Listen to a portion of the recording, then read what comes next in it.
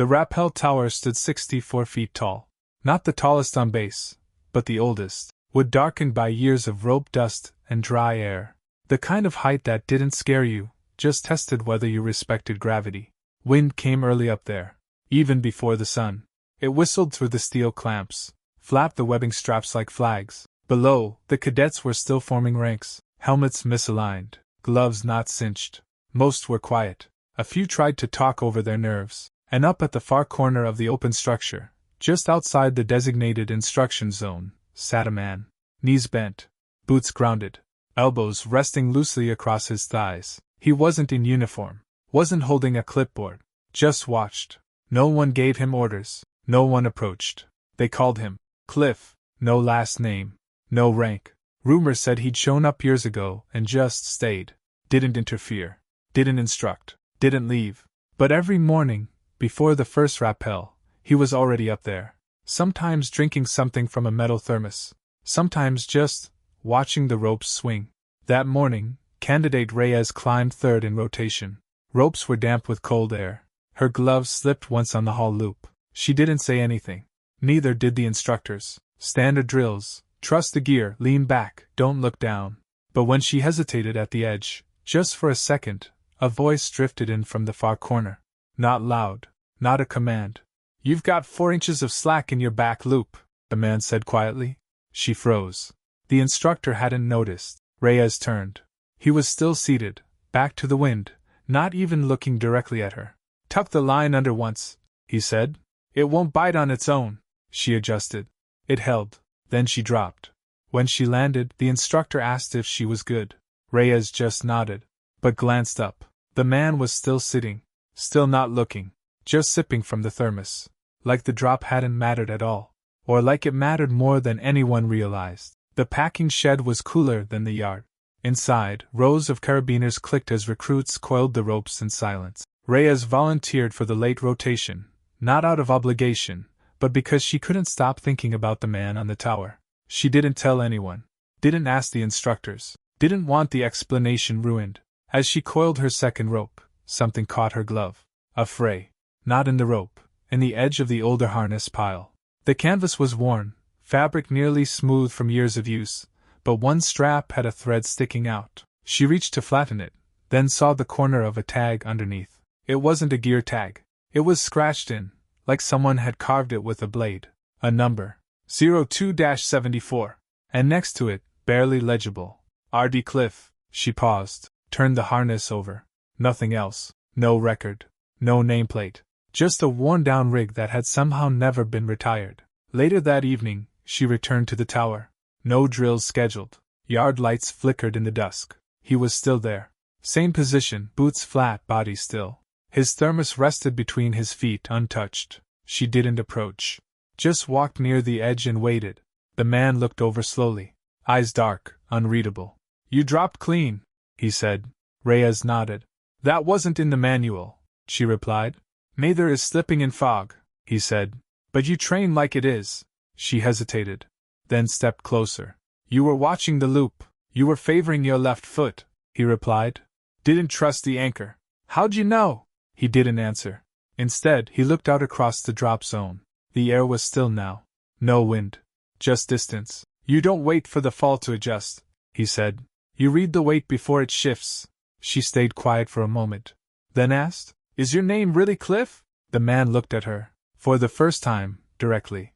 Then looked back down at his gloves. They were old, not standard issue, frayed at the edge. Sewn by hand, probably. On the cuff, faded ink. "R.D. Cliff, 11th HRS, RT." The next morning, Reyes waited until the drills finished. Rope team rotation ended early, weather holding, minimal wind. Standard laps. Clean gear. But her mind wasn't on the harnesses. She walked up to Instructor Dempsey during the cool-down. He stood near the tool shed, arms crossed, watching the cadets run. She hesitated before speaking. "Sir?" she said. "Go ahead," Dempsey replied, not looking away. "The man who sits on the tower," she said. "Do you know his name?" Dempsey's eyes narrowed slightly. He looked over toward the tower. The man was there again. Same spot, same silence. This time without the thermos. "You mean Cliff," Dempsey said after a pause. "That's not his name," Reyes said quietly. Dempsey finally looked at her. Not annoyed. Just wary. You're not the first to ask, he said. Then who is he? Reyes asked. Dempsey was quiet for a long time. Then he exhaled once, slow. He's not on the roster, he said. Not on payroll. Not on the drill plan. So how is he allowed up there? Because no one tells him to leave, Reyes frowned. But someone knows him, right? Maybe, Dempsey said. The story changes. What's your version? Dempsey looked out across the yard. 11 years ago, during a night drill, he began. There was a fast rope test with wind simulation. A cross gust caught one of the candidates wrong. Anchor failed. They dropped fast. He paused. By the time med team reached the landing, they said it was over. Gear cracked. Spine. No radio. Reyes stayed silent. The name wasn't released, Dempsey continued. Only note we got later was that a candidate from the 11th Helicopter Recon School never reported home. That was the last anyone heard. But, few months later, someone started showing up. Didn't speak. Sat on the tower. First they told him to clear the area. Then they stopped. Why? Because once or twice someone slipped. And he saw it? No, Dempsey said quietly. He felt it. Before it happened, Reyes looked back toward the tower. The man was gone. Not down the stairs. Not across the yard. Just not there anymore. Dempsey watched her for a moment. Don't ask too much, he said. Some people aren't ghosts. They're just not done watching yet. Reyes waited until lights out. No drill the next morning. No one would notice her slipping into the gear shed after hours. The lock wasn't even closed, just latched. As if someone expected someone else to return. She moved quietly. Boots soft, gloves on. No flashlight. She knew the layout by feel. The harness piles sat in the back left bin.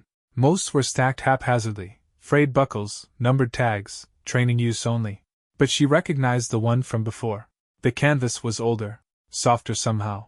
Edges almost folded into themselves. She turned it over slowly, feeling inside the padding. And there, stitched near the lumbar strap, was a tear in the lining. Carefully resewn, but uneven. Almost deliberate. She worked a finger in. Inside was something small. Rough. She pulled it out. A loop of cord. Parachute line. Frayed at the end. Not factory cut, but sliced under pressure. Clean through. It had been folded tightly, then bound with thread. There was no label. No explanation. But on one side, written in faint red ink, just 2 characters. RG. Reyes sat there for a while. Didn't move. Didn't speak. Just stared at the line. Ran her thumb along the burn mark near the middle. A place where tension had pulled fast and sharp. Where something failed. Or held. She tucked the line back into the harness. Not because it belonged to her. But because she understood now it wasn't just gear. It was part of a story no one told. Because maybe telling it would have undone it. The next day, she asked Instructor Dempsey where the 11th Helicopter Recon School was stationed now. He looked up from his clipboard. It's not. What do you mean? Disbanded, he said. 10 years ago. Budget reorg. Records buried. And the candidate? She asked quietly. Dempsey exhaled. No body recovered, he said. Harness torn. Chute half deployed. Drop team said he didn't make it to ground alive. But no ID? No, Dempsey said. Only item logged was a pack found 2 days later, half burned. Inside was a thermos. And a rope hook. Reyes nodded slowly. And now? Now he drinks from that thermos, Dempsey replied. And watches people drop right. Fog had rolled in again. Thick, close, clinging to the tower like wool. You couldn't see the ground from the platform. Just gray. Cadets adjusted straps tighter that morning. One asked if they'd still run the rappel. Instructor Dempsey just said, if you can't trust your feet in fog, don't climb at all. Reyes was second in the line this time. She checked her glove seams twice, her buckle once more. But her focus wasn't on herself. It was on candidate Miller, the one ahead. Nervous. Too tight on the front clip. He kept rechecking the hook but never adjusted his angle. Dempsey didn't notice. Neither did the assistant instructor. But Reyes saw it. Miller was leaning wrong. Anchored too close to the step. And when the rope moved, it shifted. Not snapped. Just rotated enough that the weight balance would fail after the lean out. The kind of mistake the safety catch wouldn't catch until too late. She stepped forward. Wait, she said. But it was too late. Miller moved into position. Leaned back. The clip twisted. The metal squealed, not loud, but sharp enough to split the fog for a second. Dempsey's head snapped toward the noise. But before he could move, before anyone shouted, a figure came through the mist from the far corner. Boots soft, hand already out. The old man? Cliff. He didn't speak, just grabbed the back of Miller's rig and twisted, hard, into the platform. One motion, flat, controlled. The buckle realigned, the line bit, the anchor caught. Miller stumbled back, breath caught in his throat. No drop, no slip, just silence. Cliff let go slowly, adjusted the strap once, then turned and walked back into the fog. Reyes watched the mist fold around him. Dempsey finally exhaled. I didn't even see him move, he muttered. Reyes didn't say anything. Later, in the gear shed, she checked Miller's harness. Same type, same canvas. Inside the strap, near the anchor catch, was a patch. Sewn in. Old chute webbing. Identical to the one in Cliff's rig. Stitched by the same hand. The archive shed didn't have a lock, just a latch that stuck when it rained. Most cadets never touched it. Old gear, outdated records, paper logs warped from heat. Reyes went in just after sundown. She didn't know what she was looking for, not exactly. Only that it had to exist, somewhere beneath the forgotten inventory and broken helmet straps. She scanned the labeled boxes. Most were sealed or unreadable. But one, tucked in the back and covered in canvas, was marked Recon, HRS/class logs/photocopy, archive only. She pulled it open. Old photos, black and white mostly. Candid shots, some formal lineups. She flipped carefully, one by one. And then she saw it. A training platform. Smaller than the current tower, more improvised. Rope crates along the edge. A chalkboard in the back with faint lettering. 11th Recon Class, Field Prep. Candidates stood in loose formation, faces blurry with sun. But in the far corner, half-seated on a crate, arms crossed over his knees, shadow falling across his jaw, sat a man. Not smiling, not posing, watching, boots resting flat, hands wrapped in worn gloves, and just under the left eye, a pale scar, the same one Reyes had seen catch the tower light 3 days ago. She traced the photo edge. Someone had written initials in faded pen under the crate line. R.D. Cliff. The F had been added later, cramped in. Not a typo. An identity. She showed the photo to Dempsey the next day. He looked at it, then back at her. Where'd you get this? Archives, she said. That shed was supposed to be sealed. It wasn't. He studied the image again. That crate he's sitting on, Dempsey muttered. It's not storage. That's a rope pack box. We used it for gear recovery after accidents. Reyes looked at him carefully. Did he fall on it? No, Dempsey said. They said he never made it far enough to fall. She walked the tower alone that evening. No drills, just the sound of webbing in the wind. At the far corner, the man was sitting again. As always, she stood beside him for the first time. Not close. Just within silence. I found your photo, she said quietly. He didn't move, didn't flinch. But his voice was steady when he replied. It was before the numbers mattered. Which numbers? Hours. Drops. Failures. She watched the sun sink past the horizon, then asked, Why are you still here? He looked straight ahead. Because no one told me not to be. Gear requisition forms were digital now. No one filled them by hand anymore, just drop-down menus and checkbox fields. Most cadets barely read them, but Reyes did. She sat in the corner of the rec room, filling hers out line by line. Helmet, gloves, climbing boots, all standard issue. Until she reached the bottom. Harness format. The drop-down listed 5 options, all new, all sterile. She clicked the text box beside it. Comments if non-standard, and typed 5 words. Request harness, TSHRS/Cliff Cut format. She submitted the form without thinking twice. 40 minutes later, across the base, someone in logistics froze at their desk. Not because the request was wrong, but because that format wasn't listed anymore. It hadn't been used in over a decade. It wasn't even part of the training inventory. Only 2 names had ever signed off on its clearance, and one of them hadn't been active since the recon school disbanded. The request was escalated, quietly. Later that afternoon, Reyes was called into the gear station. The tech on duty didn't speak right away, just handed her a box, unlabeled. Inside, a harness. Not new, not old either, refitted. Edges reinforced by hand. padding doubled at the waist, left strap stiffer, less flex, more tension.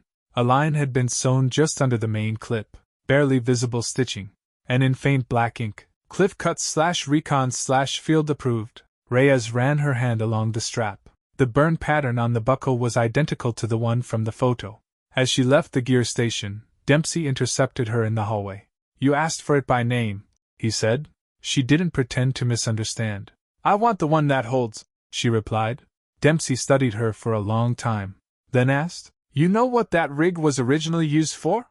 She shook her head. "It was modified," he said. "Back when a candidate fell and the system failed, one man rebuilt his own rig. Said if it failed again, it would fail his way." "Did it?" "Never had the chance," Dempsey said softly. "Because after that, he never climbed again." Reyes nodded. "Until now." Dempsey looked at her hard. "You climb with that rig, you're carrying a legacy. One built in silence." She looked back at him. "Then maybe it's time someone else climbed quiet too." Fog again, thick and white, like breath held over the tower. Reyes stood at the edge of the platform, boots square, gloves already chalked. The harness felt different this time, not tighter, not looser, just aligned, like it belonged there. Her hands moved slow, precise, no shaking, no hesitation. Below, the ground was invisible, somewhere past the gray. Instructor Dempsey gave the nod. "You're clear."